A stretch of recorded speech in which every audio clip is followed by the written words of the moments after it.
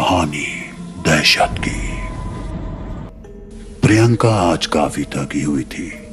एक तो पूरे दिन शिफ्टिंग का काम, ऊपर से किराए को लेकर नए मकान मालिक से बहस। भला अंतिम समय में कोई मकान मालिक किराया बढ़ाने की बात करता है क्या?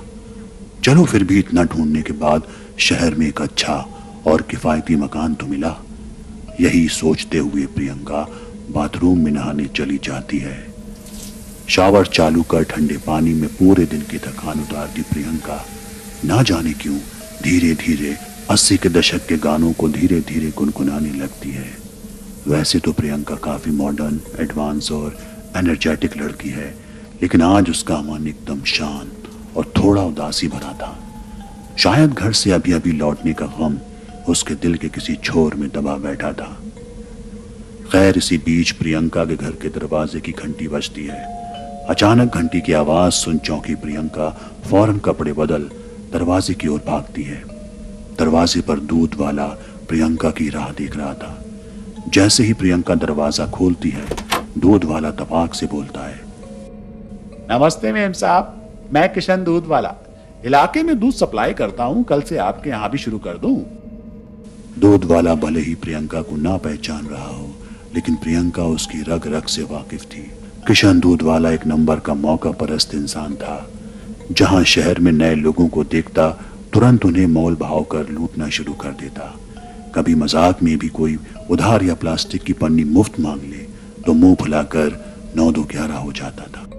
खैर, प्रियंका के घर के दरवाजे पर खड़ा किशन प्रियंका के जवाब का इंतजार कर रहा था। प्रियंका कुछ बोलती इससे पहले ही उसे याद आया कि बाथरूम का नल चालू है, गीजर भी ऑन है। हे भगवान, एक तो वैसे भी इलाके में पानी की किल्लत, ऊपर से मेरी यह हरकत। ये सोचते हुए प्रियंका फौरन बाथरूम की तरफ रवाना होती है।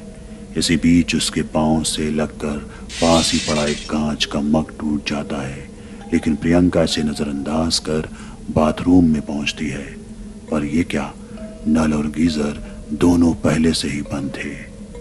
हांफती हुई प्रियंका दोबारा दरवाजे पर आती है और देखती है कि किशन दूध वाला वहां से जा चुका था। वो सोचती है कि कोई बात नहीं, वो कल उससे दूध सप्लाई की बात कर लेगी। लेकिन जैसे ही वो दरवाजे की ओर मुड़ती है तो देखती है कि पास ही लगे स्टैंड में दूध का एक पैकेट और कुछ खुले रुपए रखे हुए थे। देखकर ऐसा लग रहा था कि जैसे किसी ने दूध वाले को पहले पैसे दिए हों, फिर उससे दूध का पैकेट लिया हो और बाकी बचे खुले पैसे दूध वाले ने उसे लौटाए हों। इन सब को नजरअंदाज कर जब प्रियंका घर के अंदर लौटती है तो देखती है कि कमरे का फ्लोर एकदम से साफ था। यहाँ तक कि टूटे हुए कांच के मग के टुकड़े भी फ्लोर से गायब थे। प्रियंका के दिमाग में कई सवाल थे, लेकिन जवाब एक भी नहीं। खैर, अब रात हो चली थी। प्रियंका जहाँ रहती थी वो इलाका दिन में जितना गुलजार था, रात में उतना ही सुनसान। गहरा घना अंधेरा, झींगुर की आवाजें और डरावने सन्नाटे के बीच धीमे धीमे गुनगुनाती प्रियंका कमाल लग रही थी। अब सोने का वक्त था। प्रियंका बिस्तर पर लेटी पूरे दिन हुए अजीबोगरीब घटनाओं के बारे में सोच रही थी। उसे शक होने लगता है कि इस घर में सब कुछ सामान्य नहीं है। ये सब सोचते सोचते धीरे धीरे प्रियंका की आंखें भारी होने लगती हैं और थोड़ी ही देर में वो सो जाती है। सुबह होती है, तीखी धूप प्रियंका के चेहरे पर पड़ती है और उसकी नींद खुल जाती है। समय लगभग 9:45 बजे। प्रियंका अपने ऑफिस के लिए लेट हो रही थी। वो फटाफट उठती है और तैयार होकर ऑफिस के लिए रवाना हो जाती है। कैब में बैठे बैठे उसे रास्ते में अचानक याद आता है कि जल्दबाजी में उसने घर की खिड़की, पंखा, लाइट, नल सब कुछ बंद नहीं किया है। और अब उसके जहन में मकान मालिक के ताने और उसका गुस्से से फूला हुआ चेहरा मंडराने लगता है। वो समझ जाती है कि अगर मकान मालिक को उसकी इस लापरवाही का जरा भी अंदाजा लगा तो वो उसे पहली फुर्सत में घर से निकाल फेंकेगा। बावजूद इसके वो ऑफिस का अपना सफर जारी रखती है। प्रियंका का आज का दिन काफी भारी था। सुबह की शुरुआत भाग दौड़ी से और फिर पूरे दिन क्लाइंट की मीटिंग और बॉस की डांट। प्रियंका अब घर लौटकर बस एक अच्छा बात लेना चाहती थी, लेकिन उसे डर था कि घर में पानी नहीं होगा, क्योंकि वो नल तो खुला छोड़ गई थी। प्रियंका जैसे ही घर लौटती है, वो घर के अंदर का मंजर देख हैरान रह जाती है। घर पूरी तरह से साफ था, लाइट बंद थी, नल बंद था, यहाँ तक कि खिड़कियां भी बंद थी, बिस्तर लगा हुआ था। प्रियंका को लगता है कि शायद मकान मालिक आया होगा जिसने ये सब बंद किया होगा। तभी पड़ोस की बालकनी में खड़ी एक महिला कहती है, घबराइए नहीं, आप जल्दबाजी में दरवाजा बंद करना भूल गई थी। जब मैंने दरवाजा खुला देखा तो सोचा कि घर में कोई होगा, लेकिन आप घर में थी नहीं। मैंने सब कुछ सही कर दिया। घर का ध्यान रखा करिए। ये कहकर महिला अंदर चली जाती है।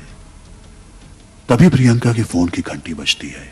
वो फोन रिसीव करती है तो उस तरफ से उसकी दोस्त हिना की आवाज आती है।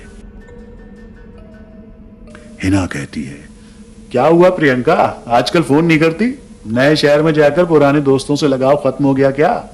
भूल गई 2 दिन बाद तेरा बर्थडे है। बता, कहाँ पार्टी दे रही है? प्रियंका बोलती है, नहीं नहीं, मैं कुछ नहीं भूली हूँ। 2 दिन बाद शाम को मेरे घर चुपचाप सब आ जाना। पार्टी की सारी तैयारियां हो चुकी है। प्रियंका और उसके दोस्त के बीच बातचीत के दौरान अचानक बाहर का मौसम खराब हो जाता है। तेज बिजली कड़कड़ाने के साथ बारिश होने लगती है। प्रियंका हिना को बोलती है कि चल मैं थोड़ी देर में बात करती हूँ, अभी घर के सारे खिड़की दरवाजे बंद करने दे, वरना पानी अंदर घुस आएगा। ये भूलकर वो फोन काट देती है। प्रियंका एक एक कर घर के सारे दरवाजे और खिड़की बंद कर देती है, लेकिन ऊपर छत का दरवाजा बंद नहीं हो रहा था। वो काफी कोशिश करती है, लेकिन अभी भी वो दरवाजा हिलने को तैयार न था।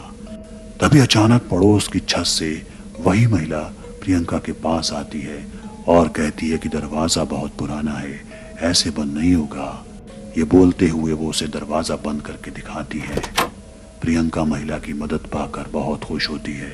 वो पूछती है, आपको कैसे पता कि इसे कैसे बंद करना है? इस पर वो महिला कहती है, मैं यहाँ पड़ोस में ही लंबे समय से रह रही हूँ। इस घर के बारे में मुझे सब कुछ पता है। मैं पहले इसमें रहा करती थी।